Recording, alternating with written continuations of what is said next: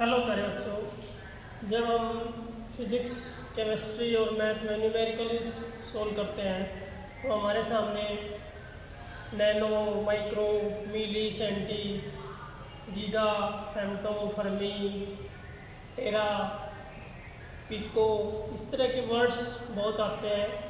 तो आज हम उनके बारे में बात करेंगे कि उन वर्ड्स का एक्चुअल मीनिंग क्या होता है और वो हम क्यों लिखते हैं। तो उसका एक कारण ये भी होता है कि जब हम कोई बहुत बड़ा मेजरमेंट लिख रहे हैं, मतलब बहुत बड़ा नंबर लिख रहे हैं, तो उसको थोड़ा सा कॉम्पैक्ट और आसान लिखने के लिए हम इन प्रीफिक्सेस का यूज़ करते हैं। 10 की पावर्स का यूज़ करते हैं, 10⁻⁴, और उन्हें हम साइंटिफिक नोटेशन नाम देते हैं। जैसे हम बोलते हैं a number written as 10 raised to a power is known as scientific notation. तो 10 की पावर रेज करके 10 की पावर कुछ है, 10 की पावर कुछ है, तो उसको हमने स्पेशल नाम दिए हुए हैं। जैसे फॉर एग्जांपल हम सिर्फ सिंपली बात करते हैं 10 की या 10 की पावर +1, तो उसको आप बोलते हैं डेका।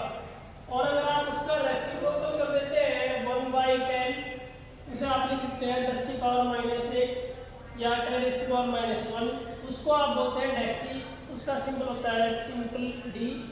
10 की पावर +1 जो है उसको आप बोलते हैं डेका, उसका सिंबल होता है डीए। तो प्लस के लिए डीए सिंबल होता है और माइनस के लिए स्मॉल डी सिंबल होता है। जैसे 1 डीए लिखा हुआ है मीटर, इसका मतलब है 1 डेका मीटर, मतलब 1 × 10 मीटर, सिंपली 10 मीटर होता है वो। अगर लिखा हुआ है 1 dm, सिर्फ d लिखा हुआ है, उसका मतलब 1 डेसीमीटर, 1 × 10⁻⁻1 मीटर। तो ऐसे ही अगर हम बात करें 10 की पावर +2, 10⁻² और उसका रेसिप्रोकल होता है 1/10⁻² या 10⁻⁻2, उसको हम 10 की पावर 2 या 10⁻+2 को हम बोलते हैं हेक्टो, उसका सिंबल होता है H। 10⁻⁻2 उसको हम बोलते हैं सेंटी और उसका सिंबल होता है C। जैसे 1 HL लिखा हुआ है तो इसका मतलब है 1 × 10⁻² मीटर, और 1 CM लिखा हुआ है तो उसका मतलब है 1 × 10⁻⁻2 मीटर।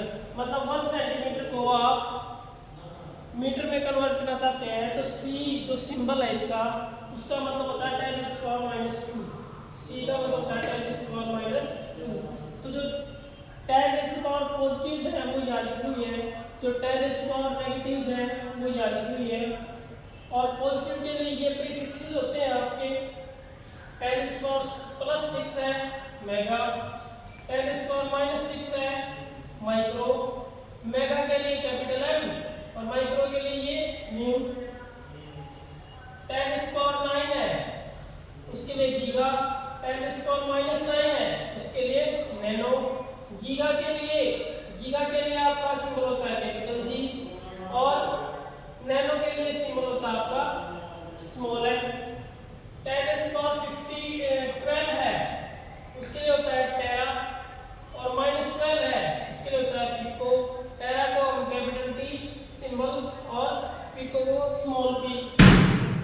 10⁻15 है, +15 है तो पेटा सिंबल p। 10⁻⁻15 है तो फेम्टो या फर्मी, सिंबल उसका होता है हमारा स्मॉल f, फेम्टो।